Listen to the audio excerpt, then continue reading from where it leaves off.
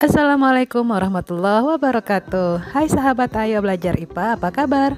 Semoga tetap sehat ya. Di video kali ini kita akan belajar mengenai pesawat sederhana. Langsung saja, ayo kita belajar IPA bersama.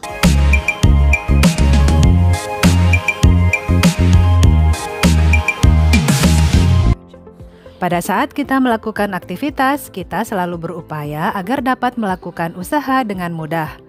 Oleh karena itu, kita menggunakan alat bantu atau pesawat sederhana untuk membantu melakukan aktivitas sehari-hari. Pesawat sederhana adalah alat yang digunakan untuk mempermudah pekerjaan manusia. Lalu, apa saja sih yang termasuk dalam pesawat sederhana? Ya, ada 4 macam pesawat sederhana. Yang pertama yaitu katrol, yang terdiri dari katrol tetap, katrol bebas, dan katrol majemuk. Yang kedua yaitu roda berporos, yang ketiga bidang miring, yang keempat yaitu pengungkit yang terdiri dari pengungkit jenis pertama, pengungkit jenis kedua, dan pengungkit jenis ketiga. Kita akan bahas satu persatu mulai dari katrol.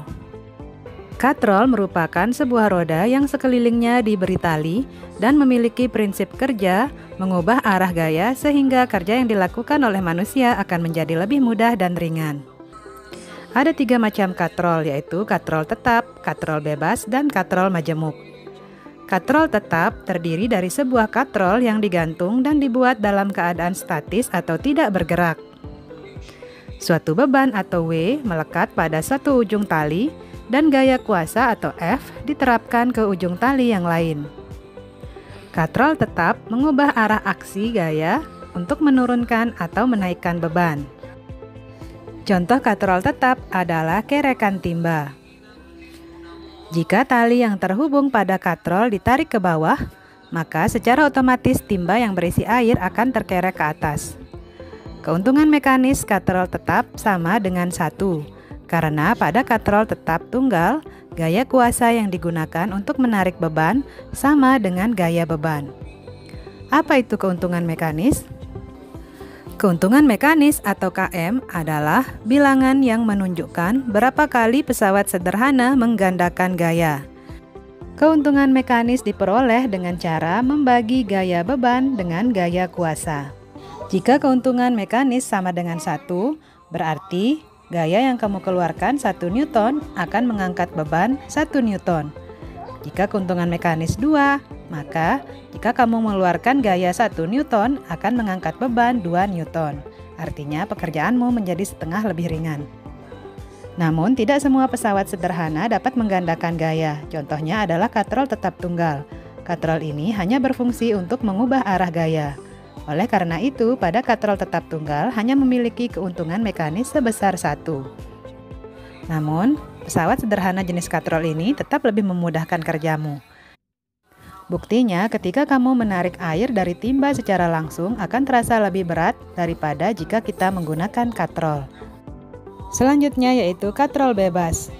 Berbeda dengan katrol tetap, kedudukan katrol bebas berubah dan tidak dipasang di tempat tertentu. Katrol bebas berfungsi untuk melipatkan gaya, sehingga gaya pada kuasa yang diberikan untuk mengangkat benda menjadi lebih kecil daripada gaya beban. Keuntungan mekanis katrol bebas adalah 2. Contoh penerapan katrol bebas adalah derek konstruksi dan beberapa jenis mesin pengangkat beban di gym. Agar gaya kuasa yang diberikan pada benda semakin kecil, maka diperlukan katrol majemuk. Katrol majemuk merupakan gabungan dari katrol tetap dan katrol bebas yang dirangkai menjadi satu sistem yang terpadu. Katrol majemuk biasa digunakan dalam bidang industri untuk mengangkat benda-benda yang berat. Keuntungan mekanis dari katrol majemuk sama dengan jumlah tali yang menyokong berat beban. Misalnya seperti gambar berikut ini. Gaya kuasa pada katrol majemuk tersebut adalah 4, karena jumlah tali yang mengangkat beban ada 4. Tali kuasa tidak diperhitungkan ya. Pesawat sederhana yang kedua yaitu roda berporos. Kamu tentunya sudah tidak asing lagi kan dengan sepeda?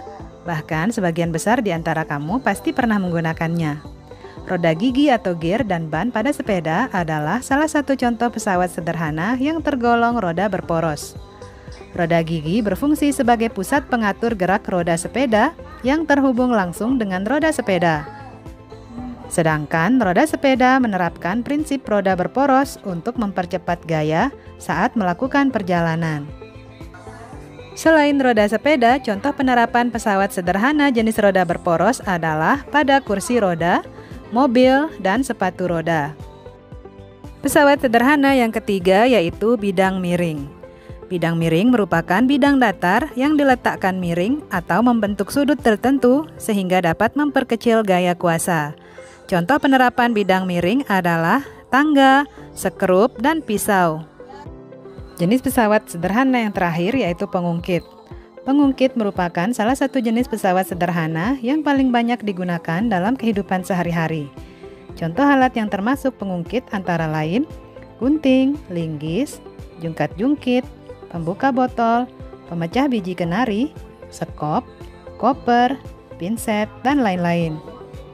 Pengungkit dapat memudahkan usaha dengan cara menggandakan gaya kuasa dan mengubah arah gaya. Agar kita dapat mengetahui besar gaya yang dilipat gandakan oleh pengungkit, maka kita harus menghitung keuntungan mekanisnya. Cara menghitung keuntungan mekanisnya adalah dengan membagi panjang lengan kuasa dengan panjang lengan beban. Panjang lengan kuasa adalah jarak dari tumpuan sampai titik bekerjanya gaya kuasa.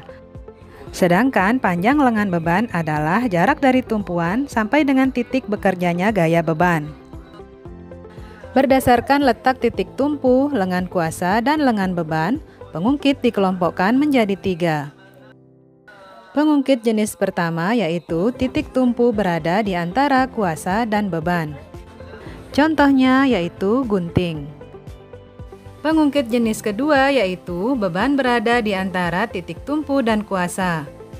Contohnya yaitu pada pembuka botol. Pengungkit jenis ketiga yaitu kuasa terletak di antara titik tumpu dan beban. Contohnya adalah pinset. Nah, itu dia penjelasan singkat mengenai pesawat sederhana. Semoga bermanfaat. Jadi cukup sekian dulu video pembelajaran kita kali ini. Selamat beraktivitas, jangan lupa untuk tetap mematuhi protokol kesehatan. Sampai jumpa lagi. Wassalamualaikum warahmatullahi wabarakatuh.